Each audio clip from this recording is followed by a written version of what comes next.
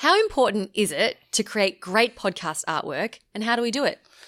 Well, you're definitely looking to stand out in the podcast directories. So you want to have a look at who else is doing a podcast in your market segment or the subject you're speaking about.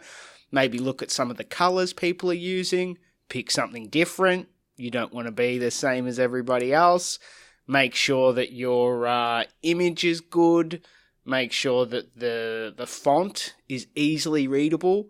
I see so many podcasts where I can't even read what the podcast says or the byline. So think about those things. You know, people are looking at it on a tiny little phone. Yeah. You're probably doing the artwork on a massive computer. Yeah. When people are scrolling through their phones, they're seeing pages and pages of artwork. And so yours needs to be bold. It needs to stand out. So when you are briefing your designer, or maybe you're designing it yourself, you've got to make sure that the font is bold and stands out and isn't, and that you don't have too much text on there. So just the podcast name, you might be able to put your name or the host name on there if it fits. We wouldn't recommend putting a tagline on there. People just aren't going to read it. So you want to make it as easily readable as possible. Maybe a nice picture to go along with it, but maybe. And you might, look, some people put their face on it, some people don't.